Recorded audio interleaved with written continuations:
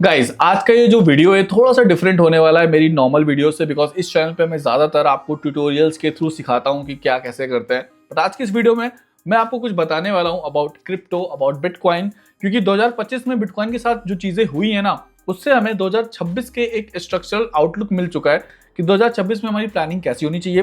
पिछले 10 साल की अगर हम बात करें क्रिप्टो के बारे में, तो क्रिप्टो में हर साल कुछ ना कुछ चेंजेस आए हैं, बट 2025 काफी ज्यादा डिफरेंट था। यहाँ पे बिटकॉइन के साथ, क्रिप्टो के साथ काफी नई चीजें हुई, जिनकी वजह से ये पूरी इंडस्ट्री डिफरेंट हो चुकी है। एंड हमें अब एक डिफरेंट पर्सपेक्टिव चाहिए ताकि हम इसके साथ आगे बढ़ पाए और इस इंडस्ट्री में कुछ कर पाए। अगर आप एक क्रिप्टो ट्रेडर हो, क्रिप्टो में इन्वेस्ट करते हो, या फिर एक ऐसे बंदे हो जो अभी सिर्फ रिसर्च कर रहे हो, इसके बारे में सीख रहे हो और प्लान कर रहे हो कि क्या मुझे इसमें इन्वेस्ट करना चाहिए, तो ये वीडियो आपको एक अच्छा पर्सपेक्टिव देगा इस एसेट क्लास के बारे में समझने में और अपने एक्शंस को प्लान करने में। तो वीडियो काफी ज्यादा इंपॉर्टेंट है, वीडियो में बने रहना। अगर आप चैनल पे पहली बार हो तो भाई सब्सक्राइब कर लो। चलिए वीडियो को शुरू करते हैं, बट उससे पहले डिस्क्लेमर। तो बात करते हैं 2025 की, जो हमारा साल बीत चुका है। उसमें क्रिप्टो यानी बिटकॉइन को एक डिफरेंट पर्सपेक्टिव दिया। ये एक स्पेकुलेटिव ट्रेडिंग एसेट से बाहर निकलकर एक ऐसा मैच्योर एसेट बन चुका है जिसपे अब इंस्टीट्यूशंस भरोसा कर रहे हैं, बड़े बड़े ब्रांड्स भरोसा कर रहे हैं, एंड बड़ी बड़ी कंपनीज के अलावा कंट्रीज भी इसमें बहुत ज्यादा इंटरेस्ट दिखा रहे हैं और उसको अपने स्ट्रेटेजिक रिजर्व में ऐड कर रहे हैं। अब ये जर्नी आसान नहीं थी, बिकॉज बिटकॉइन को शुरू में लोग एक ऐसा एसेट मानते थे, एक पॉन्जी स्कीम मानते थे। बट 2025 में बिटकॉइन एक ट्रेडिंग एसेट से बाहर निकलकर एक फाइनेंशियली फंक्शनिंग एसेट बन चुका है, जिसका एडॉप्शन डे बाय डे बढ़ता जा रहा है। तो सबसे पहले हम बात करते हैं बिटकॉइन ने 2025 में क्या अचीव करा। Crypto got industrialised, that is the first thing जो 2025 में हमें मैसिवली देखने को मिली, जहां पे इंस्टीट्यूशंस ने बिटकॉइन को जम के खरीदा।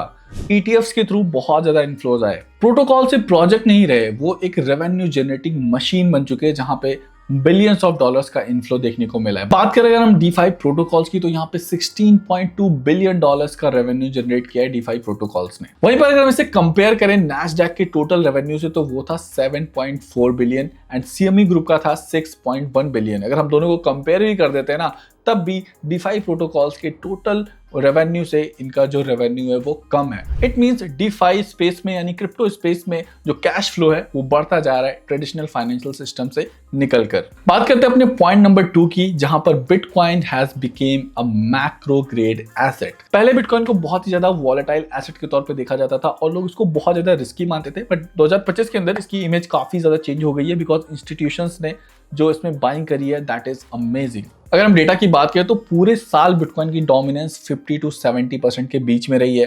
1.1 मिलियन यानी लगभग 11 लाख बिटकॉइन इंस्टीट्यूशंस ने खरीद के अपने पास होल्ड करे हैं। मतलब ऑलमोस्ट 5 से 6% की टोटल सप्लाई इंस्टीट्यूशंस ने खरीदी है 2025 के अंदर। इसके अलावा 21 बिलियन से भी ज्यादा के नेट इन्फ्लोज देखे गए हैं US स्पॉट बिटकॉइन ETF में, जिसे साफ पता चलता है कि पैसा ट्रेडिशनल मार्केट से निकल के बिटकॉइन और इथेरियम यानी क्रिप्टो स्पेस में इन्फ्लो हो रहा है। Moving to next point, that is the great decoupling. ये टर्म थोड़ा सा अलग लग रहा है, मैं आपको इसे एक्सप्लेन करता हूँ। सो बेसिकली 2024 से पहले क्या था, मैं इस स्पेस में 2018 से हूँ, एंड उस टाइम पे हमें लगता था जो ब्लॉकचेन सबसे ज्यादा यूज हो रही है, जिसके ट्रांजैक्शन सबसे ज्यादा हो रहे हैं, वो सबसे बढ़िया है। उसका जो नेटिव टोकन है वो बहुत अच्छा परफॉर्म करेगा। जैसे पॉलीगन नेटवर्क बहुत अच्छा काम कर रहा है, तो इसका जो टोकन है मैटिक, वो बहुत अच्छा परफॉर्म करेगा। बट 2025 में ये चीजें बदल चुकी है। यहाँ पे सिर्फ आप ट्रांजैक्शन के हिसाब से आप किसी एसेट का अंदाजा नहीं लगा सकते कि उसकी वैल्यू कितनी होगी। यहाँ पे उसका नैरेटिव क्या है, उसकी एसेट क्लास कैसी है, लिक्विडिटी कैसी है, क्या उसका ETF प्लान हो रहा है, प्लस उसकी हाइप कैसी है मार्केट में, ये सारी चीजें डिटरमाइन करती हैं कि उस प्रोजेक्ट के नेटिव टोकन की वैल्यू कितनी बढ़ेगी। सिंपल टर्म्स में पहले बिटकॉइन अपने पेमेंट्स के लिए जाना जाता था कि भाई बिटकॉइन से पेमेंट बहुत इजी है, आप क्रॉस बॉर्डर ट्रांजैक्शन कर सकते हो फ्री में, बहुत इंस्टेंटली पेमेंट हो जाता है। बट अभी कोई बिटकॉइन के यूजर्स की बात नहीं कर रहा है, वो सिर्फ बिटकॉइन को खरीदना चाहता है बिकॉज उसे लगता है Bitcoin is rare, Bitcoin is a very precious asset जो कि लिमिटेड है, जो भी इसे बाय करेगा फ्यूचर में बहुत ज्यादा पैसे बनाएगा। तो एक नैरेटिव पूरी तरीके से शिफ्ट हो चुका है बिटकॉइन को और क्रिप्टो को लेके। अब बात करते हैं पॉइंट नंबर 4, स्टेबल कॉइन्स के बारे में। स्टेबल कॉइन्स पहले हमें लगता था क्रिप्टो को ट्रेड करने के लिए करेंसी है जिसको हम ट्रेड कर रहे हैं, बट अभी ये एक इंटरनेट फिएट बन चुका है जिसका यूज डे बाय डे बढ़ता जा रहा है। बात करें 2025 में ट्रांजैक्शनल वॉल्यूम की, तो यहाँ पे स्टेबल कॉइन्स ने $33 ट्रिलियन का वॉल्यूम जनरेट किया। मतलब $33 trillion worth of transactional volume रहा। वहीं पर अगर हम कंपेयर करें the biggest payment network visa के बारे में, तो वीज़ा का जो वॉल्यूम था वो सिर्फ 16 ट्रिलियन है। मतलब डबल से भी ज़्यादा वॉल्यूम स्टेबल कॉइन्स ने ड्राइव करा 2025 के अंदर। इससे हमें ये पता चलता है कि लोग कितना ज़्यादा ब्लॉकचेन, क्रिप्टो, इन सब चीज़ों को प्रेफर कर रहे हैं ओवर ट्रेडिशनल पेमेंट सिस्टम। मुझे लगता है 2026 का जब डेटा आएगा ना, तो यहाँ पे हमें देखने को मिलेगा कि भाई स्टेबल कॉइन्स मार्केट ने 50 ट्रिलियन का वॉल्यूम जनरेट करा और वहीं पर जो वीज़ा है वो 10 ट्रिलियन तक भी नहीं पहुंच पाया। तो हाँ, ये ट्रांजिशनल चेंज है। स्टेबल कॉइन्स मार्केट एक पूरी तरीके से इंटरनेट का फिएट बन चुका है।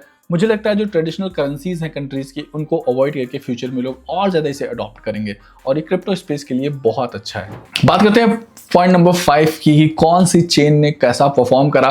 तो यहाँ पे बाइनेंस रिसर्च के अकॉर्डिंग जो बाइनेंस की BNB चेन है, that has transformed the whole blockchain system, because यहाँ पे जो ट्रांजेक्शन्स हैं, जो वॉल्यूम है, वो बहुत ज़्यादा अलग है। According to Binance report, BNB chain के अंदर 15 से 18 मिलियन डेली ट्रांजेक्शन्स हो रहे हैं, प्लस 2.7 से 4.5 मिलियन डेली एक्टिव यूजर्स हैं BNB चेन के, जो इनकी चेन पे डिप्लॉयमेंट कर रहे हैं, ट्रांजेक्शंस कर रहे हैं। एंड डेक्सेस की बात करें तो पीक डेज में $7 बिलियन से भी ज्यादा का वॉल्यूम BNB चेन यानी BEP20 नेटवर्क पे हो रहा है। तो कहीं ना कहीं ERC20 या फिर ट्रेडिशनल बिटकॉइन की ब्लॉकचेन को हटा के यहाँ पे BNB चेन ने काफी ज्यादा बढ़िया काम करा है, उसे काफी ज्यादा मास अडॉप्शन मिला है। तो चीजें काफी ज्यादा बदल रही है पूरे क्रिप्टो स्पेस में। अगर आप क्रिप्टो स्पेस में हो तो आपको न्यूज, सेंटीमेंट्स, अवेयरनेस, ये सारी चीजें आपको देख के रखना है। इनफैक्ट जो जियोपॉलिटिकल इशूज हैं वो भी मार्केट को काफी ज्यादा इम्पैक्ट कर रहे हैं। अगर हम यूएस की बात करें, यूएस किस तरीके से प्रो बिटकॉइन हो गया, उसने स्ट्रेटेजिक बिटकॉइन रिजर्व बनाया और बिटकॉइंस को खरीद रहा है। इनफैक्ट अभी जो वेनेजुएला वाला केस हुआ, वहाँ पे 6 लाख बिटकॉइंस वेनेजुएला के वो हथियाने की कोशिश कर रहा है। तो कहीं ना कहीं जो बिटकॉइन है वो गोल्ड और सिल्वर की तरह ही एक ऐसा एसेट बनता जा रहा है जिसपे सारे कंट्रीज की नज़र है। उन्हें लगता है कि ये हमारे पास है तो हम सेफ हैं। तो एक सेफ्टी की गारंटी बिटकॉइन हमें देता है। आपका क्या पर्सपेक्टिव है बिटकॉइन को लेके, आपकी क्या प्लानिंग है, आप कमेंट सेक्शन में बताना। मेरा बस ये कहना था कि आप सिर्फ अब जो फंडामेंटल एनालिसिस होता है, जहाँ पे हम समझते थे कि बिटकॉइन का क्या यूज़ केस है, बिटकॉइन पे कितने ट्रांजेक्शन्स हो रहे हैं, उनसे बढ़ के आप ये समझो कि लोग बिटकॉइन को किस नज़र से देख रहे हैं, कंट्रीज बिटकॉइन को किस नज़र से देख रहे हैं और क्यों वो माइन करना चाहते हैं। Just because of its demand, इसका जो वैल्यू है वो डे बाय डे बढ़ता रहेगा। बहुत सिंपल सा फंडा है। बट हाँ, इन्वेस्टमेंट करने से पहले अपनी रिसर्च और खुद का डिसीजन होना बहुत ज़रूरी है, ताकि आप इसे कॉन्फिडेंस के साथ होल्ड कर पाओ। उम्मीद करता हूँ जो भी मैंने आपके साथ डेटा पॉइंट शेयर करे आपको पसंद आए होंगे। ये एक बाइनेंस रिसर्च का पार्ट था तो मैंने आपके साथ शेयर करा। अगर आपको पूरी रिसर्च पढ़नी है तो मैं डिस्क्रिप्शन में लिंक डाल दूंगा, वहां से पढ़ लेना। अगर आपको वीडियो पसंद आया तो लाइक करना, चैनल पर नया तो सब्सक्राइब कर लेना। मिलते हैं नेक्स्ट वीडियो में गाइस, तब तक के लिए good bye and take care.